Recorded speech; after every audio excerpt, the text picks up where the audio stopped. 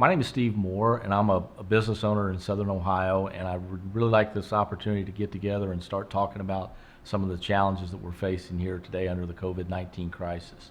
As a business owner in this area, I think it's really important that we take this opportunity to really understand what we're facing and look at some scenarios that can help us maybe retool or re-energize our businesses when we come out of this. We have no idea how long this is going to last, and we really don't have a real defined plan on what the outcomes are going to be. So this is more about starting a dialogue that's more planning and strategizing as we go forward. I'm in a building here right now with some folks, and we're doing this video, but we are practicing social distancing. And the main thing I would say before I start this dialogue is there is nothing more important right now than the health and safety of our friends, our family, our community, and our nation. So I don't want anything that I'm saying here to be taken as minimizing the importance of that. There's a huge amount of information out there right now on social distancing and hygiene and those things, and I think the social network environment has a lot of that information out there, as well as with your state and local government. So I think my opportunity here is to start changing the conversation a little bit into the business side of things based on my experience.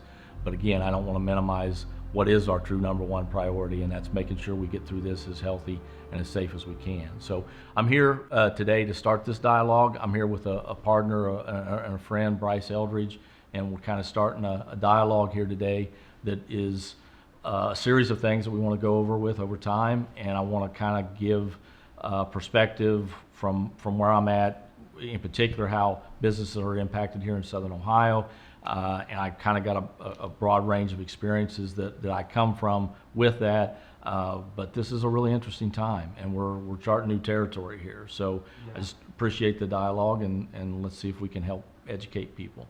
Yeah, and I think the first thing to kick off with is, everything you said is so important, and this is for people, businesses in Southern Ohio specifically. And while the nation may benefit from this conversation, we're here today because you really want to make sure that the businesses in Southern Ohio have as much support as possible. And so I think my first question for you is just give me a little bit of background for everyone that doesn't know you in terms of the industries you're in, because it's basically all of them for the businesses you have. And so tell me a little bit about the businesses, the industries you're in, and as well as what are you experiencing a little bit commonality wise? So yeah, it's a good point. So I kind of over the years have been a business owner now for probably 20 years, and it's a broad range. So I literally, my wife and I have a 501c3 foundation.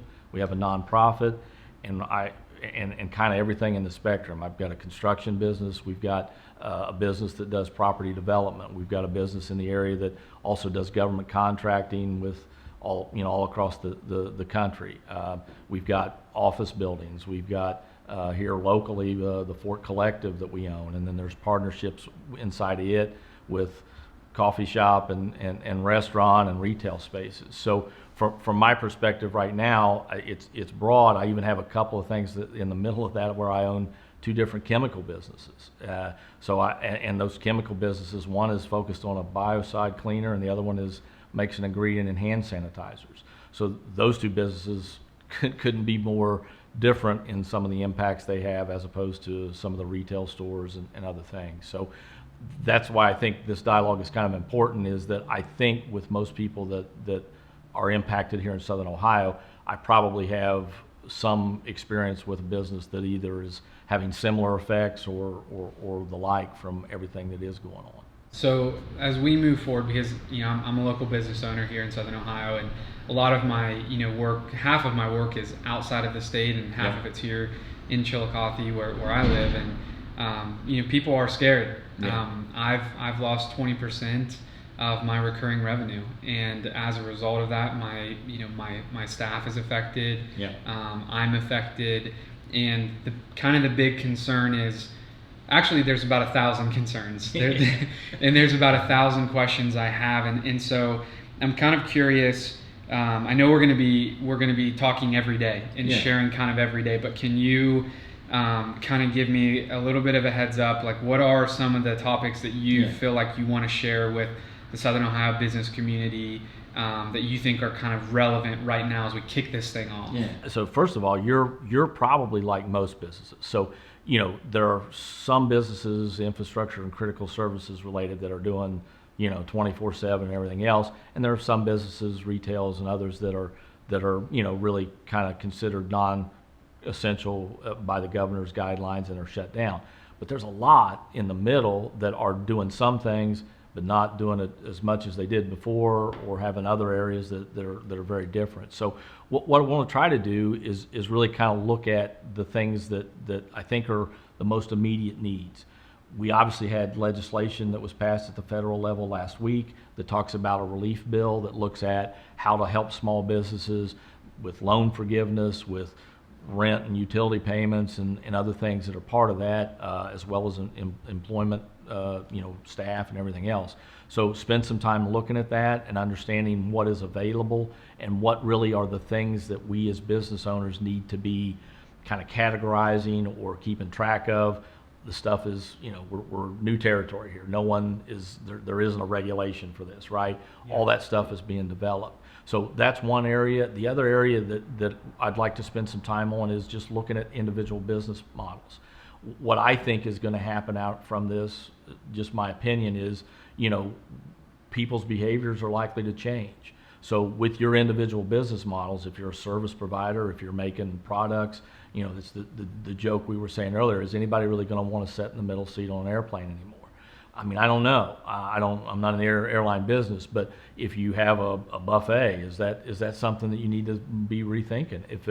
Those are things that I think, while we're in this difficult time, I think a useful tool for us is to spend some time doing some strategies and looking at some scenarios that can help us align ourselves when we come out of it, but at the same time, frankly, give us a little something to do right now when our minds are running in a bunch of different directions.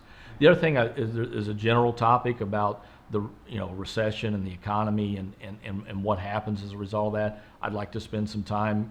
There's some lessons learned from recessions, and while this is a pandemic that's extremely unique and everything else, recessions are not unique. And I think there's some lessons learned from businesses that we could talk about as a group that would have impact on those strategies and those thoughts of what happens during recessions and how people need to align themselves coming out of them. So there's a few. I expect in our conversation more topics come up, and I certainly would welcome more ideas and thoughts on the 1,000 questions you talked about. So. Well, the realities that and I face are, how do I plan to lose half of my business when it seems like that's going to be the trend, and what budgets do I cut first? Sure. What do I keep? Is it selfish to continue paying myself and to not pay other people? Where do I go for resources and funding and all of these? There's an overwhelm of it. So I know we're going to get into a lot of those. Yep.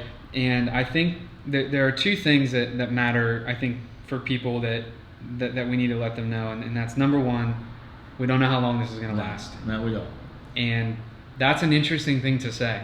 Like, no one wants to hear, right now, at least all the conversations I've had with people, it's been, well, if someone would just let me know what date this ends, then I would be okay.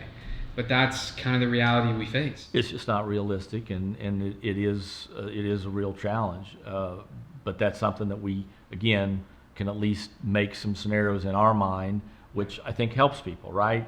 If we return to work here, if things get back to normal there, again, not knowing the answer is definitely a challenge, but at least in your mind you're saying, okay, so I've got, here's this option, here's that option, and I think that helps. Well, and I think that's one of the things I know you want to help people with is not, because we don't have that definitive date where things get back to, in air quotes, normal. Right. So it's going to be about adjusting our mindset to kind of evolving to anything that could happen. Right.